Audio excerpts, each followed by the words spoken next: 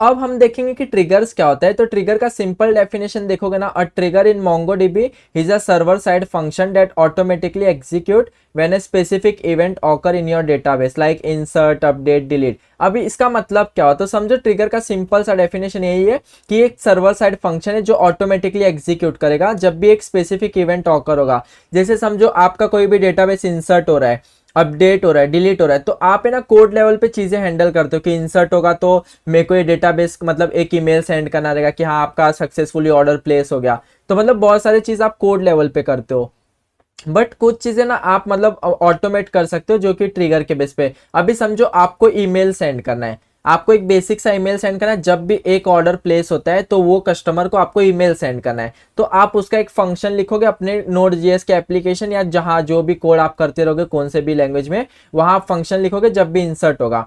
But ये चीज आप ऑटोमेट कर सकते हो। अभी आप क्या करोगे, एक ट्रिगर का फंक्शन बना दोगे, तो वो उसमें आप कलेक्शन दे दोगे कि ऑर्डर का जब भी कोई डेटा इंसर्ट होता है ना, तो ये फंक्शन रन होना चाहिए। जो फंक्शन में आप लिखोगे कि बस आपको सिंपली ईमेल मतलब भेजना है।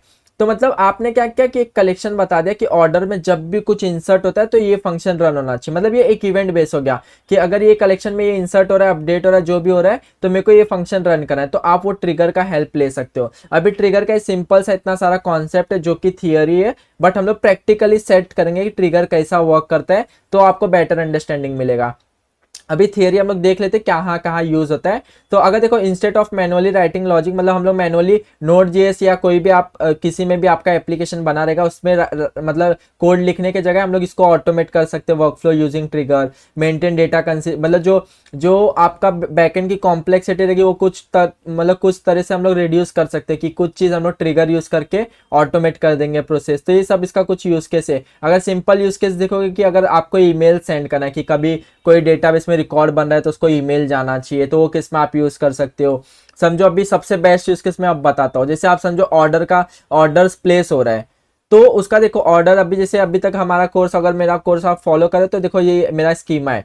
तो अगर मेरा ऑर्डर प्लेस हुआ, समझो ये मेरा ऑर्डर प्लेस हुआ, तो उसका टोटल अमाउंट रहेगा कितना अमाउंट उसने प्लेस किया कस्टमर ने, तो वो कस्टमर का कस्टमर में रिकॉर्ड भी होगा। तो इधर टोटल स्पेंड है कि कितना कस्टमर ने स्पेंड किया है। तो अभी मेरा क्या होगा, जब भी वो ऑर्डर प्लेस करेगा तो मेरे को ये बैकएंड में कैलकुलेशन करना पड़ेगा कि टोटल अमाउंट जितना किया उसको मेरे को टोटल स्पेंड में अपडेट करना है। तो ये मैं इसका ट्रिगर सेट कर दूंगा, जब भी मेरे कोई भी बंदा कोई भी इंसर्ट हो रहा है डेटाबेस में, तो सिंपली मेरे को टोटल अमाउंट को ऐड करना रहेगा ये कस्टमर्स में। तो ये सब चीज हम लोग ट्रिगर में कर सकते हैं, जो अभी मैं दिखाने वाला हूं आपको हम लोग कैसे करेंगे। तो ये कुछ इसके मतलब बोलते हैं यूज केस है, और कब नहीं यूज करना चाहिए, अगर हैवी कंप्यूटेशन है तब नहीं यूज करना चाहिए, अगर बहुत बहुत फास्ट आपका बोलते हैं ना फ्रिक्वेंटली राइट ऑपरेशन हो रहा है तब नहीं करना चाहिए, और कॉम्प्लेक्स बिजनेस लॉजिक है, मतलब आपका बोलते हैं ना बहुत हैवी बिजनेस लॉजिक ट्रिगर्स में नहीं डालना है। अगर बेसिक चीज है तब ट्रिगर यूज करो, बट अगर पूरा आप बोलते हैं ना ऐप का कोड ही डाल दोगे तो ट्रिगर इसके लिए नहीं बना है। मतलब वो बेसिक चीज के लिए बना है कि कुछ चीज मैनुअल ऑटोमेट कर सकते हो, कॉम्प्लेक्स लॉजिक इसको इग्नोर करना आप बोलते ट्रिगर्स में डालने के लिए। तो सिंपली अगर आप मेरा कोर्स फॉलो किए रहोगे तो आपके पास भी एक डेटा सेट होगा ई कॉमर्स का। इफ अगर नहीं भी, आप अगर यही पार्ट देखना चाहते हो तो आपके पास कोई भी अगर जो भी आपका प्रोजेक्ट रहेगा उसमें अगर आपको ट्रिगर बोलते हैं ना, आपको वो करना है, क्या बोलते हैं, इंटीग्रेट करना है, तो आपको सिंपली देखो इधर ट्रिगर्स दिख ही रहा है तो आप इधर से इंटीग्रेट कर सकते हो। सिंपली अगर ट्रिगर्स पे आपको क्लिक दबाना रहेगा, ट्रिगर्स पे क्लिक करते से कुछ टाइम से लोड हो जाएगा, क्योंकि अभी मेरे पास कोई ट्रिगर एडेड नहीं है तो मेरा एम्प्टी दिख रहा है। तो आपका भी एम्प्टी रहेगा क्योंकि आपके प्रोजेक्ट में कोई ट्रिगर ऐड नहीं है, तो आप इधर से ऐड ट्रिगर करोगे।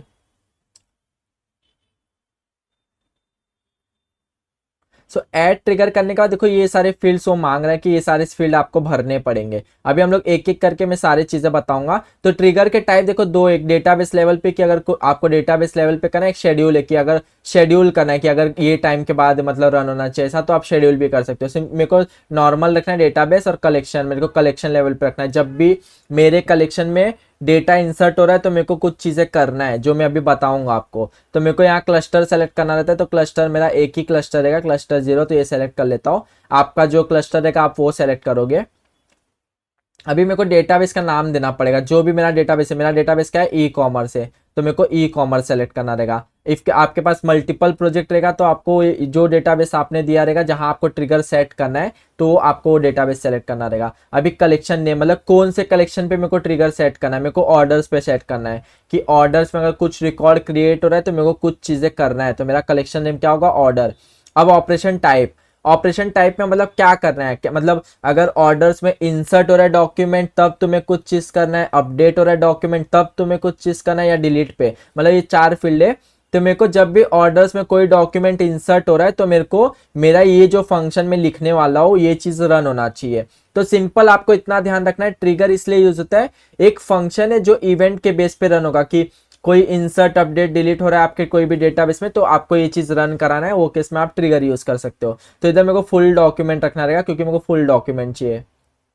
इसको एनेबल कर देता है, ये ऐसे ही रखना, कोई इसमें नहीं करना है। अब ये फंक्शन देना पड़ता है, इधर आपका एक्चुअल कोड आता है जो आपको लिखना है। तो चेंज इवेंट में आपको सारे चीज मिलते हैं, जैसे आप जैसे अभी कोई भी डेटा मेरा इंसर्ट हो रहा है तो मेरे को कैसे पता चलेगा कि कौन सा डॉक्यूमेंट, जैसे अभी ये मैं डेटा ये इंसर्ट कर रहा हूँ तो ये डेटा मेरे को चाहिए रहेगा ना, मेरे को ये कस्टमर आईडी चाहिए तभी ना मैं कस्टमर के अंदर मैं रिकॉर्ड बना सकता हूँ। तो ये सब चीज मेरे को चेंज इवेंट में मिलता है कि क्या है, मतलब क्या इवेंट टाइप है, सब चीज मेरे को चेंज इवेंट में मिलता है।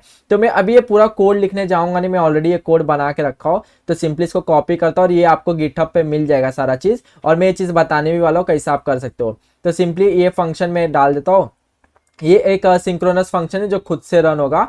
तो सिंपली एक फंक्शन है, फंक्शन आपको समझना, अगर आप कोडिंग करें तो आपको जल्दी समझेगा, नहीं भी करे तो बस इतना चीज याद रखना, ये इवेंट बेस है, अगर कुछ भी इंसर्ट हो रहा है डिलीट हो रहा है तो आपका ये चीज रन होने वाला है। अब ये चीज में हम लोग चीजें हैंडल करेंगे। तो देखो चेंज इवेंट में आपको चीजें मिलता है कि कौन सा ऑपरेशन टाइप है, या इंसर्ट है, अपडेट है, डिलीट है, तो ये सब आपको ऑपरेशन टाइप में मिल जाएगा। सिंस मेरे को क्या करना है, जब भी इंसर्ट होगा तो ये फंक्शन रन होना चाहिए, तो मेरे को सिंपली मैंने इफ कंडीशन लगाया, अगर ऑपरेशन टाइप इंसर्ट नहीं रहेगा तो मैं सिंपली यही में बोलते ना अपना फंक्शन स्टॉप कर दूंगा, आगे रन नहीं करूंगा। बट अगर इंसर्ट है तो मेरे को आगे रन करना है, मेरे को मेरे कस्टमर के कलेक्शन में उसका टोटल स्पेंड अपडेट करना है। तो सिंपली अगर इंसर्ट रहेगा तो मेरे को आगे जाना है, नहीं रहेगा तो यही मेरा फंक्शन स्टॉप हो जाना चाहिए। तो मेरे को ऑर्डर में अगर समझो मेरे को डॉक्यूमेंट चाहिए कि जो भी ऑर्डर प्लेस हो रहा है, जैसे जो भी ऑर्डर में इंसर्ट कर रहा हूँ उसका पूरा मेरे को डेटा चाहिए रहेगा ना, ये कस्टमर आईडी चाहिए रहेगा तभी तो मैं कस्टमर में अपडेट कर पाऊंगा इसका टोटल स्पेंड। तो ये कस्टमर आईडी चाहिए, तो वो कैसे मिलेगा, फुल चेंज इवेंट, मतलब ये जो मिल रहा है ना फंक्शन के अंदर हम लोग को,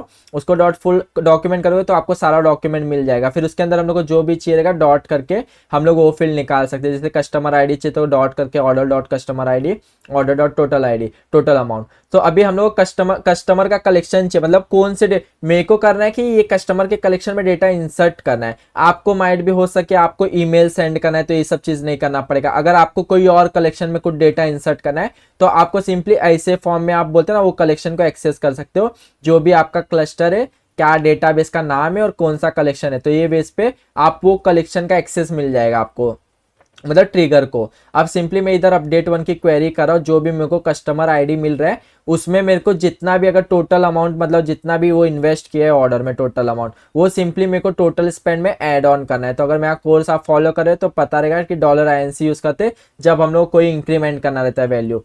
तो सिंपल सा ये फंक्शन है, अगर आप मतलब नहीं भी समझ रहे तो भी बस आपको इतना याद रखना, अगर आप कोडिंग नहीं करते तो माइट भी शायद थोड़ा हार्ड पड़ सकता है, बट एकदम बेसिक सा कोड है। अगर नहीं भी समझ आपको बस इतना याद रखना है, कोई भी इवेंट के बेस पे ये फंक्शन रन होगा, बस इतना याद रखना है। तो सिंपली हम लोग को इधर आके सेव कर देना है कि हमारा ट्रिगर अब बन चुका है। अब मैं जब भी कोई ऑर्डर्स में अगर बोलते हैं ना डेटा इंसर्ट करूंगा ऑर्डर्स के कलेक्शन में, तो मेरा ये फंक्शन रन होने वाला है जो कि MongoDB खुद से रन करेगा जब भी मेरे ऑर्डर्स के कलेक्शन में डेटा इंसर्ट होगा। तो ये कुछ टाइम लेगा, इसको सेव हो जाने देते हैं। तो मेरा देखो ट्रिगर सेव हो गया, अब मैं इसको यूज कर सकता हूँ। तो सिंपली देखो ये मेरा डेटा बेस है जो MongoDB एटलास का URL है। तो आपको चाहिए रहेगा आप सिंपली यहाँ से कनेक्ट करके, और जो भी अगर कंपास में कनेक्ट करना है तो यहाँ से आप ये URL कॉपी कर सकते हो, वरना फिर जहाँ से कनेक्ट करना रहेगा, अगर समझो ड्राइवर, अगर आपके प्रोजेक्ट में इंटीग्रेट करना है तो ड्राइवर से आप यहाँ से कॉपी कर सकते हो।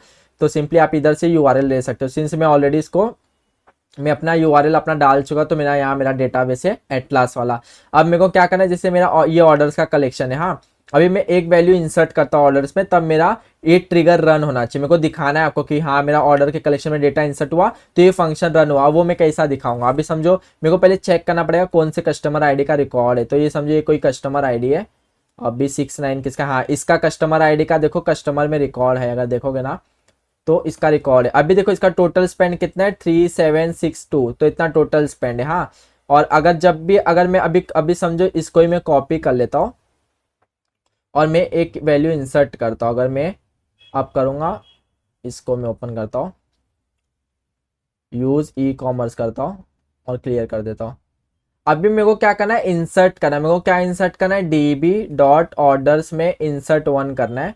तो मेरे को सिंपली जब भी मेरा डेटाबेस में कोई वैल्यू इंसर्ट होगा तो मेरा वो फंक्शन रन होना चाहिए, ये देखना है मेरे को। तो सिंपली ये मैं इंसर्ट कर रहा हूँ और मैं इसको हटा देता हूँ आईडी को, मेरे को नया आईडी जनरेट करना है।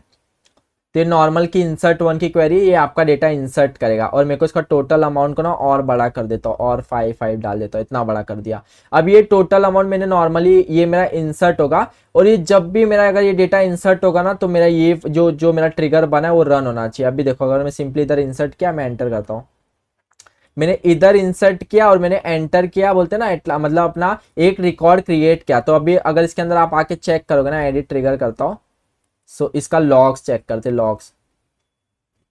सो लॉग्स में हमको पता चलेगा देखो कब रन हुआ। अगर देखोगे तो ये डेटाबेस हम लोग का अभी 951 हो रहा है, तो देखो 952 ये मेरा ट्रिगर रन हुआ है।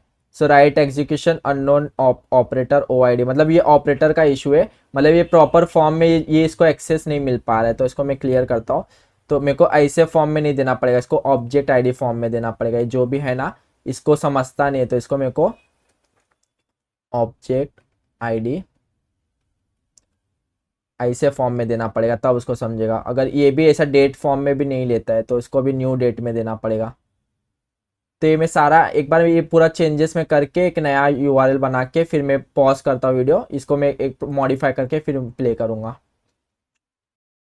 सो ये मैंने प्रॉपर फॉर्म में डेटा सेट अपना बना लिया, और जो भी मेरा ऑर्डर्स के कलेक्शन में इंसर्ट करना है तो उसको मैंने प्रॉपर फॉर्मेटिंग कर दिया। ऑब्जेक्ट आईडी में जो था उसको मैं ऑब्जेक्ट आईडी में कर दिया। पहले वो मेरा हैज ए स्ट्रिंग में रह रहा था, तो जैसे और डेट में तो उसको न्यू डेट करना पड़ेगा, और सिंपली मैं इसको एंटर करता हूँ। तो जब भी अगर मेरा ऑर्डर्स के कलेक्शन में कोई बोलते हैं ना ऑब्जेक्ट इंसर्ट, डॉक्यूमेंट इंसर्ट हो रहा है, तो मेरा ट्रिगर जो भी ट्रिगर सेट है वो रन होना चाहिए। अभी देखो मैं इंसर्ट मतलब ऐड करता हूँ, तो देखो ये मेरा इंसर्ट हो गया। अभी देखोगे ये ट्रिगर मेरा रन होना चाहिए। अगर मैं अप्लाई करता हूँ, हाँ, सो अभी देखोगे ये मैं ट्रिगर रन हुआ। अगर देखोगे तो 12:01 पे रन हुआ। अगर मैं इसको देखता हूँ तो देखो customer total spend updated successfully, मतलब जो भी मैंने ट्रिगर में सेट किया था लॉजिक वो मेरा सक्सेसफुली रन हो गया। अगर मैं मेरा ऑर्डर्स के कलेक्शन में मैंने इंसर्ट किया था तो मेरा कस्टमर में मैं अपडेट करा था जो भी टोटल स्पेंड है। अभी मेरा टोटल देखो अमाउंट कितना है, मैंने इतना इंक्रीमेंट किया 1,55,000। फिलहाल कस्टमर का रिकॉर्ड देखो 3 लाख तक है। अगर मैं इसको फिर से रिफ्रेश फाइंड करता हूँ तो देखो 3 लाख से उतना वो इंक्रीमेंट करके 5 लाख होगा, क्योंकि ये ट्रिगर रन हुआ। मतलब जब भी अगर कोई वैल्यू इंसर्ट होगा ना तो ये ट्रिगर रन होगा। अगर देखो मैं फिर से एक दिखाता हूँ, तो अगर मैं इसमें अगर कस्टमर आईडी चेंज करता हूँ, अगर समझो कस्टमर में किसी और का चेंज करता हूँ, तो अभी ये कस्टमर आईडी ये मैं डेरली इसका वाला डाल देता हूँ। सो अगर मैं सेकंड टाइम ट्रिगर रन करूंगा, जितने बार ट्रिगर मतलब होता है ना, जितने बार आपका इंसर्ट होगा मतलब ऑर्डर्स के कलेक्शन में, वो उतने बार ट्रिगर रन करेगा। मैं फिर से इंसर्ट करता हूँ, तो फिर से ट्रिगर रन करेगा, एक नया ट्रिगर रन करेगा। अगर मैं अप्लाई करता हूँ ना, तो देखो इसने फिर से ट्रिगर रन किया, तो जो भी देखो इसने फिर से डेटाबेस अपडेट सक्सेसफुली किया। और अभी कस्टमर में आके देखोगे, इसको मैं रिफ्रेश करता हूँ, देखो वो जो भी डेटा था उसने टोटल स्पेंड में ऐड कर दिया। जो कि अगर मैं ट्रिगर में आके चेक करोगे, मेरा लॉजिक ही ये था कि जब भी मेरा ऑर्डर्स के कलेक्शन में इंसर्ट हो रहा है तो मेरे को टोटल अमाउंट जो भी ऑर्डर्स का कलेक्शन का होगा वो मेरे को कस्टमर के कलेक्शन में वो बोलते हैं ना अपडेट करना है। तो देखो मैंने ये सब चीज आपको ना कोड लेवल पे करना पड़ता है। अगर आप बेसिक कोडिंग कर रहे हो ना तो आपको कोड लेवल पे सब चीज हैंडल करना पड़ता है। बट आप ये सब चीजें ना MongoDB खुद से भी प्रोवाइड करता है। तो कभी कभार इंटरव्यू में पूछा जाता है कि ट्रिगर्स क्या होता है, और इसका रियल लाइफ यूज केस होता है। अगर कभी आपको समझो कोई चीज आपको चलना है कोड लेवल पे नहीं करना है, फंक्शन सिंपली में रन करना है, मेरे को जब भी मेरा वैल्यू इंसर्ट हो रहा है अपडेट हो रहा है, तो आप ऐसा आके अपना एक फंक्शन बना दोगे, वो ट्रिगर सेट कर दोगे, और कौन से कलेक्शन पे रन करना है, कैसा रन करना है, आप इधर अपना सेटअप कर सकते हो कि मेरे को ये कलेक्शन पे जब भी इंसर्ट होगा तो वो करना है। तो सिंपली आप ऐसा ट्रिगर रन कर सकते हो। सो इस पार्ट में इतना ही था कि हम लोग ने देखा कि ट्रिगर क्या होता है। ट्रिगर एक सर्वर साइड फंक्शन है, वो रन पर्टिकुलर इवेंट होगा तो वो फंक्शन रन होगा, सिंपल यही है। और इसका हम लोग तब यूज करते हैं जब हम लोग को समझो कोई बोलते ना कोई आपको रिकॉर्ड्स को अपडेट करना है, कि अगर मेरा ये कलेक्शन में इंसर्ट हो रहा है तो मेरे को ये कलेक्शन का रिकॉर्ड अपडेट करना है, वो केस में आप यूज़ कर सकते हो। कभी ईमेल सेंड करना है तो यूज़ कर सकते हो। तो सिंपली ये एक फंक्शन है जो इवेंट के बेस पे रन होगा, आपको इतना ही जानना है। सो अगर देखो ये लॉग्स वगैरह आप इधर से पूरा चेक कर सकते हो। और मैंने मेरे ख्याल से एटलास का जितने भी मेन पार्ट थे वो मैंने कवर कर लिया है। नेक्स्ट पार्ट में हम लोग कुछ और इंटरेस्टिंग चीज़ देखेंगे, और 4-5 चीज़ रह गए, फिर हमारा जो भी MongoDB का कोर्स रहेगा वो खत्म हो जाएगा। सो मिलते हैं नेक्स्ट पार्ट में।